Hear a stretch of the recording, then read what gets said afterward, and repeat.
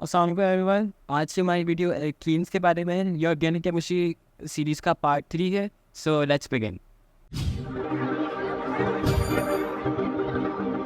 अच्छा, सो एल्कीन्स का जो दूसरा नाम है वो होता है अनसैचुरेटेड हाइड्रोकार्बन्स। इसकी डिस्क्रिप्शन के बारे में बात करें तो it is a homologous series of hydrocarbons that contain one और more carbon to carbon double covalent bonds. मतलब इसके अंदर carbon to carbon double covalent bond होने चाहिए, या एक होंगे या एक से ज़्यादा होंगे।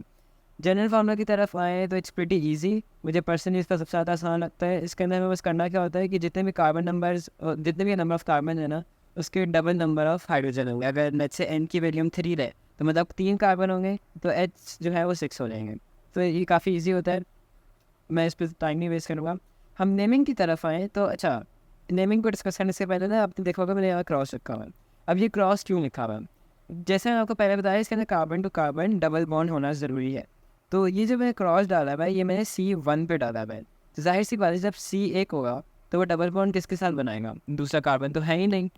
तो इसके अंदर कार्बन नंबर 1 के कार्बन नंबर 1 के कंपाउंड्स नहीं होते हैं इसके अंदर। मतलब जो मेथ वाला होता है ना, जो मेथ वाला कंपाउंड होता है मिथीन, जैसे मिथीन कुछ भी नहीं होता।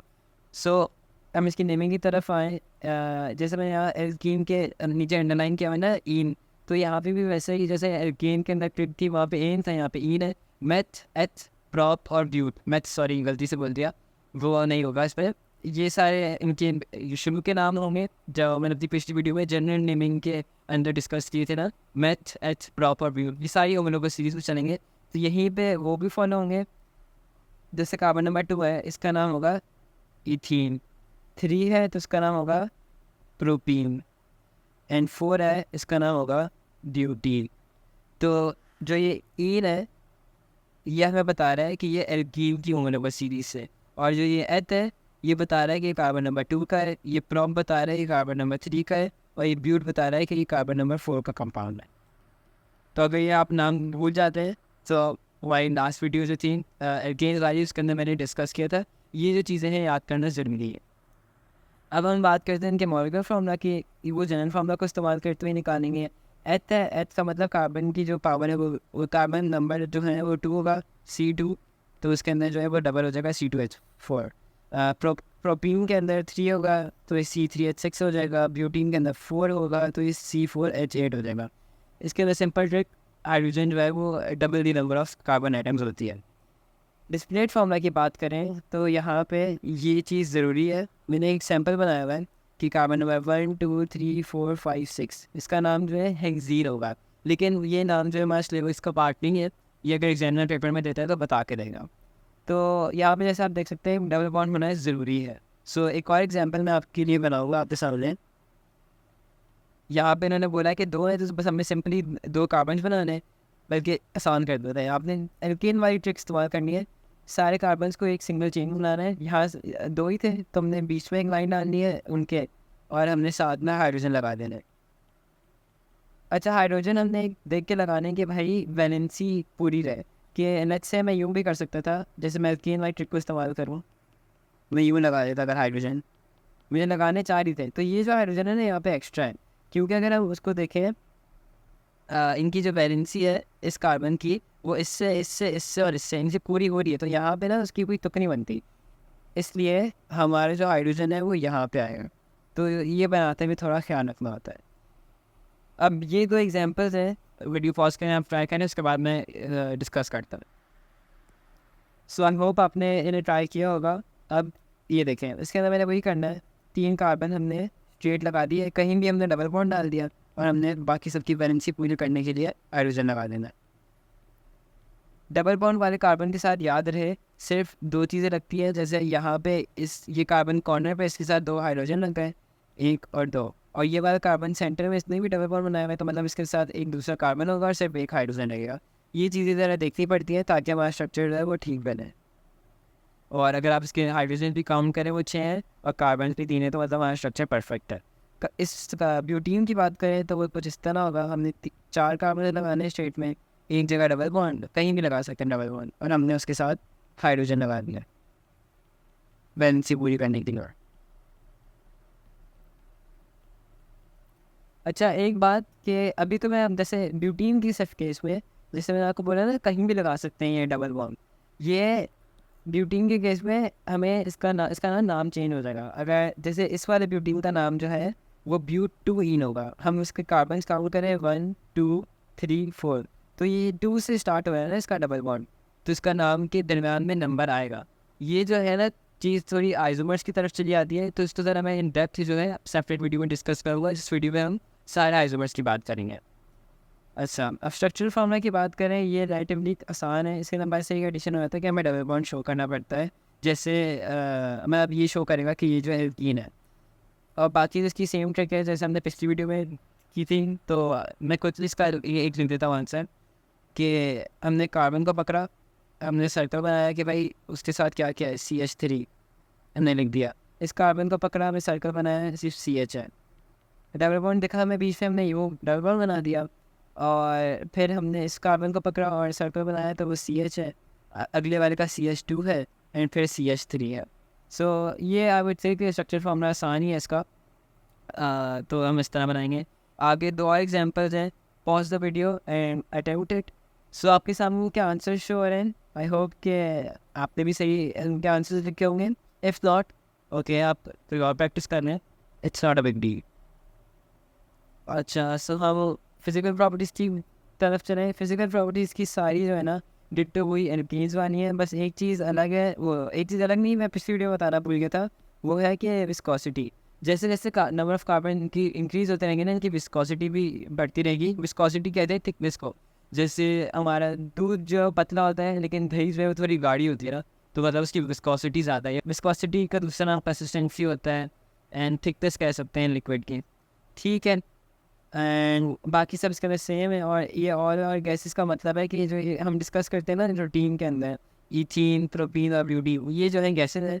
जाहिर सी बात है, यहाँ पे अगर C20H40 करके कोई एल्कीन होगा, क्योंकि उसकी फोर्स ऑफ अट्रैक्शन वॉल्यूम की जुर्माना में ज़्यादा होगी, उसका melting point of volume point भी ज़्यादा होगा, तो चांसेस हैं कि वो लिक्विड हो।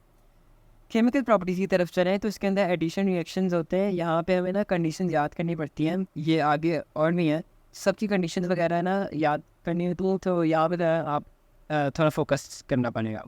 एडिशन रिएक्शन की खास बात होती है कि इसके अंदर प्रोडक्ट जो है ना वो एक ही होता है। सो खास बात भी और एक आसानी भी है कि हमें कोई भी बाय प्रोडक्ट याद करने की ज़रूरत नहीं है।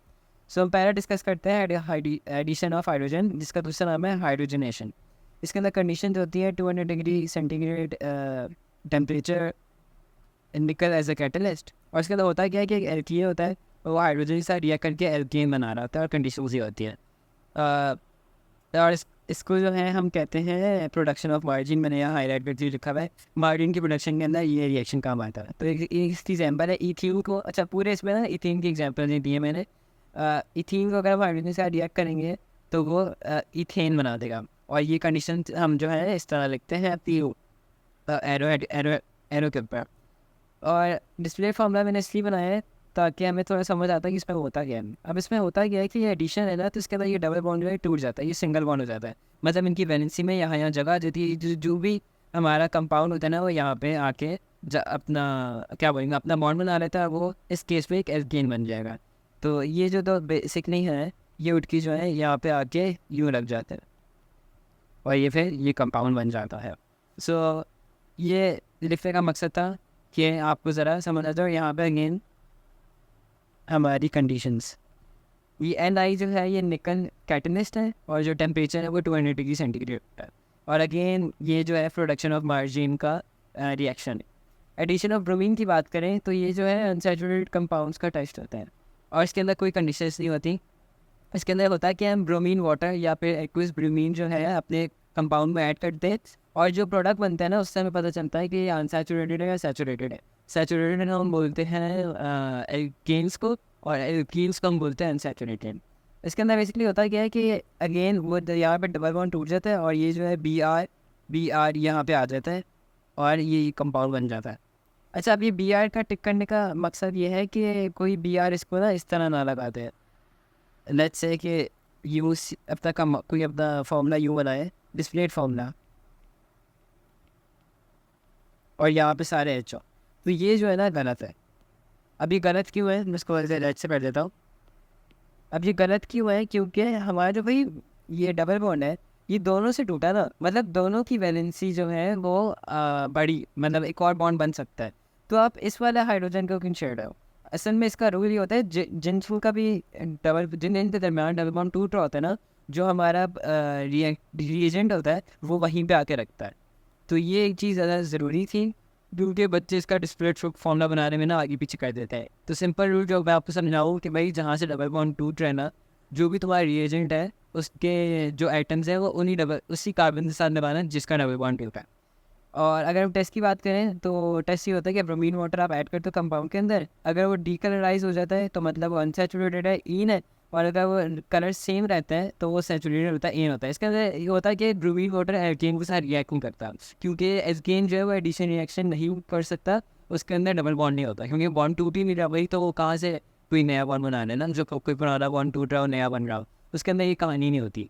तो जिसकी वजह से उसका कलर जो है वो सेम रहता है, कलर जो है बेसिकली ब्रोमीन का सेम रहता है, हमें वो डीक्लोराइज नहीं दिखेगा। जिसके अंदर डीक्लाइज हो गया मतलब वो एल्कीन है, और जिसके अंदर नहीं होता वो एल्केन है। ओके, एडिशन ऑफ वाटर की तरफ आए, ये बेसिकली हाइड्रेशन होता है या हाइड्रोलिसिस का नाम होता है। ऊपर वाले का दूसरा नाम जो है वो ब्लूमिनेशन होता है। इसकी कंडीशंस होती है, अगेन ये याद करनी पड़ेंगी। 300 degree centigrade temperature, 60 atmosphere pressure, phosphoric acid H3PO4 catalyst. इस तरह हम जो है एयर के ऊपर लिख देते हैं। इसके अंदर भी वही हो रहा होता है, कोई एल्कीन होता है वो जो है स्टीम के साथ रिएक्ट करता है और वो अल्कोहल बना रहा होता है। अल्कोहल ज़रा शायद थोड़ा सा नया लगे, क्योंकि ये हमारी अगली उम्र को सीरीज हमने अभी इसमें डिस्कस नहीं किया। इसके अंदर बेसिकली वही हो रहा था कि बॉन्ड टूटता है, यहाँ पे जगह बनती है, एक हाइड्रोजन जो है वो यहाँ पे आ जाता है और OH जो है वो यहाँ पे आ जाता है। जो OH है ना, ये फंक्शनल ग्रुप होता है अल्कोहल्स का। जैसे एल्कीन का ये फंक्शनल ग्रुप है, एल्कीन का ये फंक्शनल ग्रुप है, तो OH जो है ना इसका नाम होता है हाइड्रोक्सिल। ये जो है अल्कोहल का फंक्शनल ग्रुप होता है। जैसा आप यहाँ पे देख सकते हैं कि अल्कोहल एक यहाँ पे आके अटैच हो गया, वो अल्कोहल बन गया, मतलब इसके ज़रिए हम इथ्यूल से इथेनॉल बनाते हैं। सो मैं यहाँ लिख देता हूँ, इस केस में जो हमारी वर्ड इक्वेशन होगी वो होगी ethene plus steam, sorry plus steam, और हमें दे रहा है इथेनॉल। ठीक है, आई होप ये क्लियर है। बस इसके अंदर अगेन जो चीज़ है याद करने की वो कंडीशन है, और हमें ये आना चाहिए कि भाई इसके अंदर होता क्या है कि ये जो है डबल बॉन्ड टूट जाता है, सिंगल बॉन्ड हो जाता है, और उसके साथ जो है बाकी हमारे रिएजेंट लग जाता है। ठीक हो गया। अभी जो है मैंने प्रैक्टिस के लिए रखा हुआ है, आप ब्यूटीन का स्ट्रक्चर बनाएं, डिस्प्ले फार्मूला, उसको ब्रोमीन के साथ, हाइड्रोजन के साथ और स्टीम के साथ रिएक्ट करें, एंड HCl के साथ भी करें, और फिर उसका प्रोडक्ट का डिस्प्ले फार्मूला बनाएं। HCl नया होगा, इसके अंदर बस आपको ये चीज़ क्लियर हो जाएगी कि आपको ये चीज़ समझ आई कि अगर ब्यूटीन के केस में तो इस तरह कुछ होगा ना, तो HCl जो है वो इस तरह लगे, ये नहीं करेगा कि आप Cl इसके साथ लगा दें या फिर Cl इसके साथ लगा दें। ये चीज़ जो है गलत हो जाएगी। HCl जो है वो साइड बाय साइड आएगा, ये आपका इससे चेक हो जाएगा। So do practice it and see कि आपसे सही होता है या नहीं। एडिशन पॉलीमराइजेशन की तरफ चलें तो it is a type of polymerisation. ये ज़्यादा डिटेल में तो मैक्रोमोलिक्यूल्स के अंदर डिस्कस करेंगे, लेकिन क्योंकि हम एल्कीन्स डिस्कस कर रहे थे तो मैंने इस पर यहाँ पे भी लिख दिया। इसके अंदर होता है कि एल्कीन के ज़रिए पॉली एल्कीन बन रहा होता है। ये इसके अंदर कंडीशन होती है, कोई ना कोई कैटलिस्ट होता है, हाई टेम्परेचर और हाई प्रेशर होता है। इसके अंदर होता क्या है कि अब ये एग्जांपल दी है कि ये जो है इसका एक मोनोमर है। मोनोमर होता है छोटा मॉलिक्यूल, वो बहुत सारे होंगे, n नंबर ऑफ मोनोमर्स होंगे, और वो ये कंडीशन अप्लाई होंगी यहाँ पे, और वो बना रहे होंगे एक एडिशन पॉलीमर, जी पॉलीमराइजेशन से वो एक बना रहे होंगे पॉलीमर, जिसको हम एडिशन पॉलीमर बोलेंगे इस तरह। और ये n की वैल्यू भी यहाँ पे सेम होगी। ये n और ये n ज़रा ज़रूरी है, इसको हाईलाइट भी कर लेते हैं।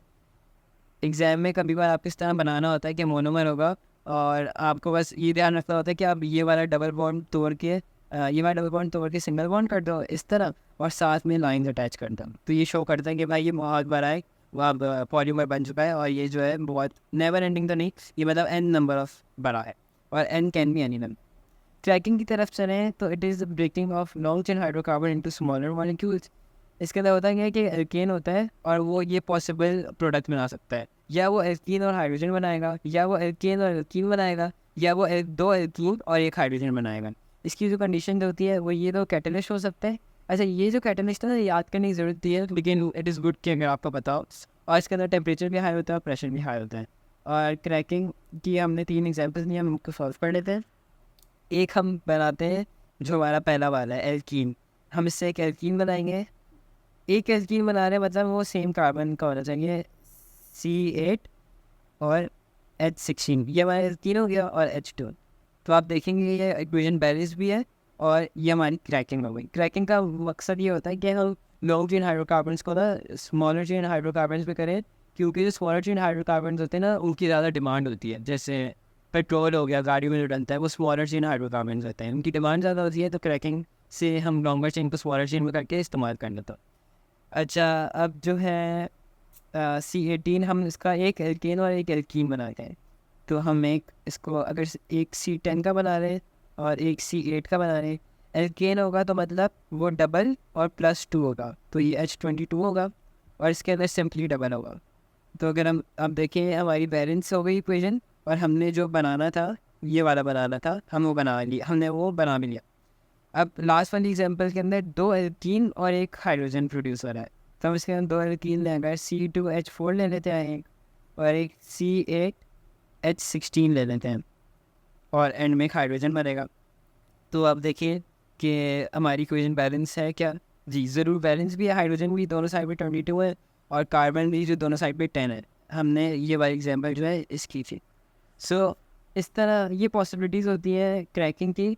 वैसे तो क्वेश्चन जब भी आता है ना, तो एग्जामिनर बताते हैं कि जैसे लेट्स से वो बोल रहा है ब्यूटीन की करो आप, तो बोलेगा कि ब्यूटीन की क्रैकिंग में एक एल्कीन प्रोड्यूस करो, या वो एक स्टेप फर्दर जाएगा और वो आपको ये भी बताएगा कि कौन सा एल्कीन और कौन सा एल्कीन प्रोड्यूस करो। सो इट्स प्रीटी इजी, बस इसका हमें कॉन्सेप्ट होना चाहिए कि हम ये क्यों करते हैं, क्योंकि जैसा ना पता है कि उनकी डिमांड ज़्यादा है, वो बेसिकली ज़्यादा एफिशिएंट होते हैं। ठीक है, दैट्स इट, ये हमारा था पूरा एल्कीन का टॉपिक। इसके अंदर भी हमने 2 चीज़ें स्किप की हैं जो हमने एल्कीन में स्किप की थी। वो थी कंबशन, इसकी सिंपल ये होती है, सबकी सेम होती है कंबशन की, तो उसकी ऊपर एक ही सेपरेट वीडियो आ जाएगी ना, उसी एक वीडियो में आपको सबकी कंबशन समझ आ जाएगी। और एक चीज़ जो हमने स्किप की वो आइसोमर्स किया। आइसोमर्स ज़रा टाइम टेकिंग है, तो मैं सबका एक ही एल्केन का, एल्कीन का और अल्कोहल का, हाँ आई थिंक सो, हाँ ये इन्हीं 3 में होते हैं ना आइसोमर्स, तो इनकी आइसोमर्स की वीडियो सेपरेट आएगी। So that's it for today. I hope कि आपने कुछ नया सीखा होगा, and share with your friends, like this video, subscribe to our channel, and that's it for today. Take care and Allah Hafiz.